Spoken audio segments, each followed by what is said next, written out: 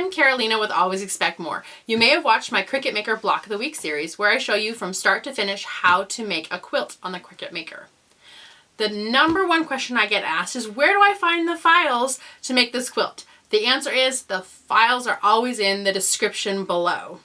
The number two question that I get is, I don't yet have the Cricut Maker. I have the Explore, the Air series. Is this a quilt that I can make with my Explore Air?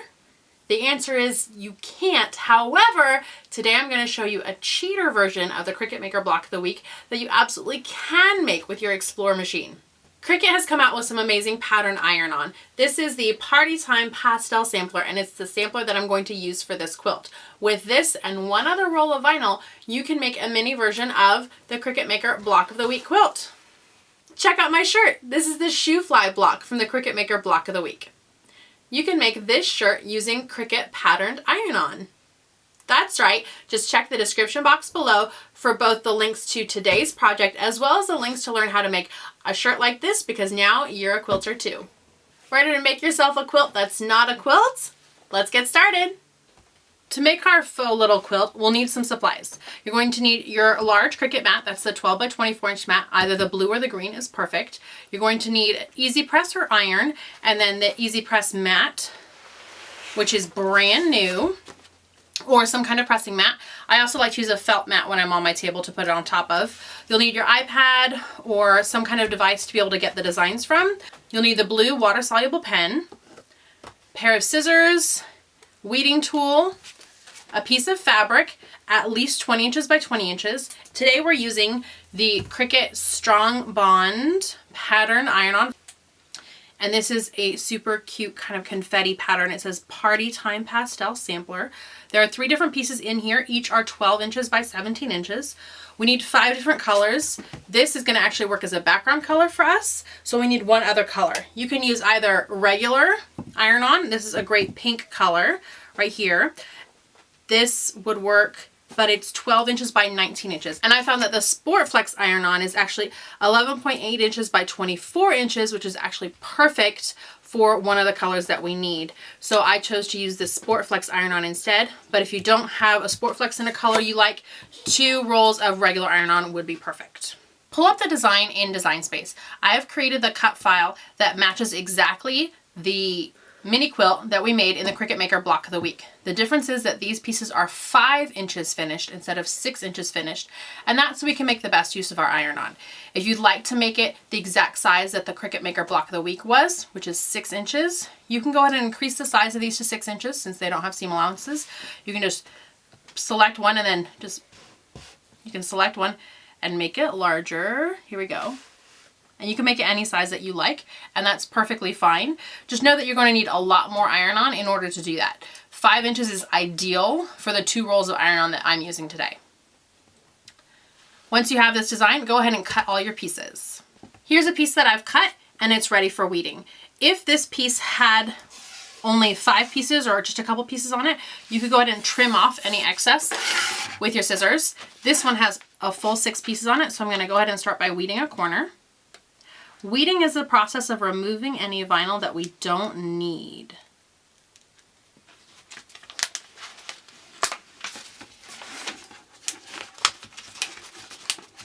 So we're going to peel away this extra vinyl. And this extra vinyl, it is just going to get thrown away. And I know that some people think that's a little bit wasteful, but honestly, we're doing this to get the exact perfect shapes and sizes that we want. And so this isn't wasteful. This is just the background pieces, the parts that we don't need. So we're going to go ahead and peel away the borders, and then with our scissors we're going to go ahead and cut this out.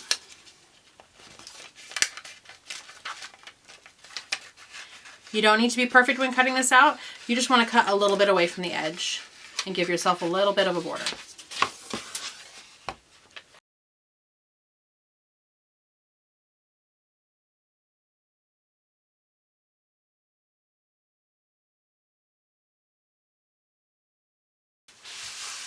To weed your vinyl, you pull out all the pieces that you're not going to need.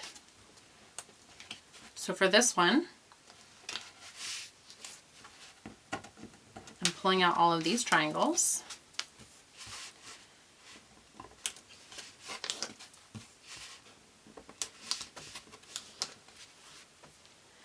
and this centerpiece.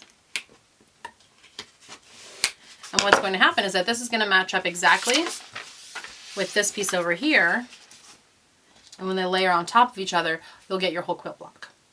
So we're going to go ahead and do that with all of our pieces, weeding out all the parts that we don't need. These are what your pieces should look like when you're all done. You see I've stacked them all together to set up the blocks. So then go ahead and set these aside, and we're going to put the lines on our fabric so that we can start pressing everything. With our 20 by 20 inch piece of fabric, we'll start by finding the middle. Put a little crease kind of in the middle-ish. Turn your fabric 90 degrees. And put another little crease in the fabric in the middle-ish. And then we know that that's the center. Starting from that center, we want to do a line 2.5 inches out.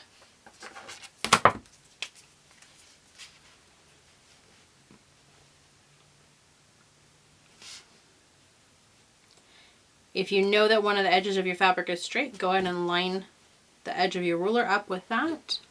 And we're going 2.5 inches out from that center line. And we're drawing a quick mark.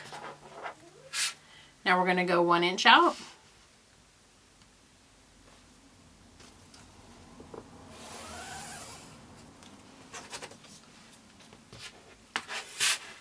And 5 inches out.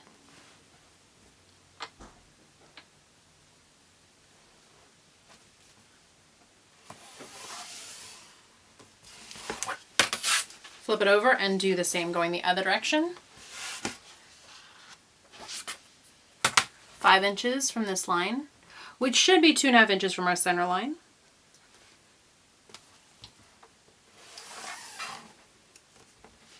One inch over.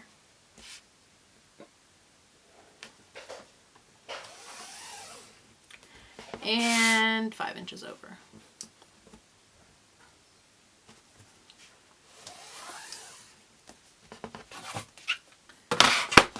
Then I'm going to turn it 90 degrees, and using that other center mark, we're going to do the exact same thing, 2.5 inches out. And this time we're going to line up the lines on our ruler with the lines we've already made.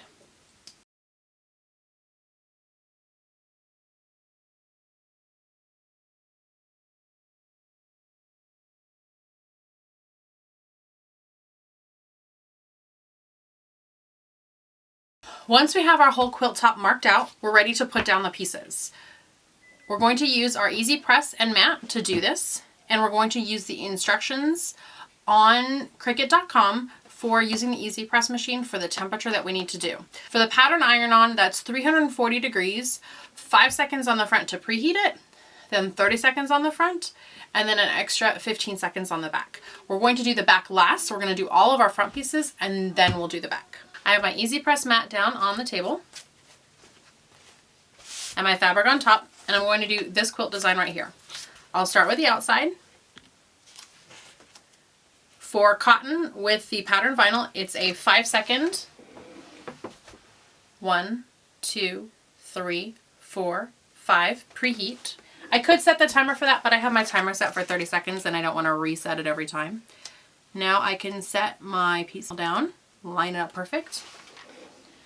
Put the easy press down and press the Cricut button, and the timer will just count down for me. And it beeps when it's done. Now the pattern vinyl recommends a cool peel, so I'm going to go ahead and leave this be and let it cool. And I don't want to put these other pieces on until I've peeled that off, so I'm going to set these aside, and I can do one of the other designs while I wait for that to cool. So I will move my product over, make sure it's all on the mat, do my 5 second of pre-warm.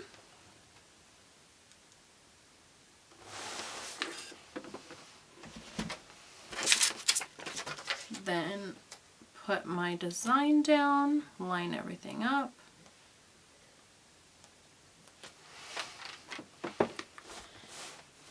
Make sure I'm not covering the other piece, so I'm still letting it cool. And count it down. And I'm going to do this all around the whole quilt top.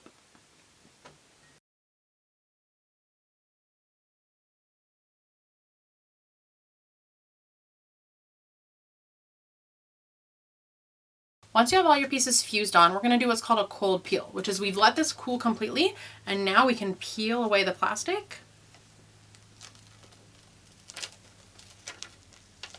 to reveal the iron-on. Now, here's very important. Only peel away the one that you're working on. Leave the rest of the pieces on because we're going to put on the next layer. And this next layer is going to go right here. It's going to match up perfectly, or pretty darn close. And now when we put the easy press on, the easy press is going to extend beyond the edges of this, so we want all these other parts to be protected, and that's why we're leaving the plastic on all the other parts. So now we'll just repeat the process, putting all of the second and third layers on all of the pieces before we're done. Now you can peel off your final layer of plastic across all of the pieces. If some of your pieces didn't line up exactly perfect, that's totally fine. It's nothing to be worried about, because with actual quilts, not everything lines up exactly perfectly perfect either. You'll also notice in this piece that there are 3 pieces missing, and that's exactly what we wanted because this yellow was the 5th fabric that we needed, and so I went ahead and left it blank here. That's the purple in the file, and so you didn't cut out the purple in the file.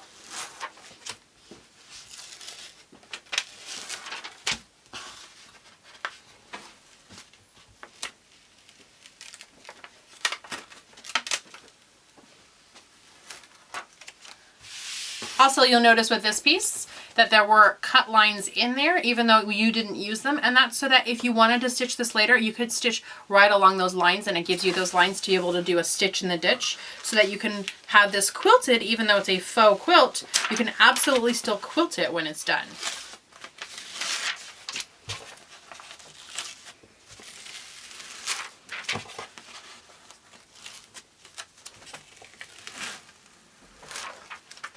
So there we go, all the pieces are off and our quilt is done. All we have to do is rinse off the blue lines and we have ourselves a quilt that wasn't sewn at all. And you can cut this on your Cricut Maker, or you can cut it on your Explore Series machine, since the entire thing has been cut with iron-on instead of cut with fabric.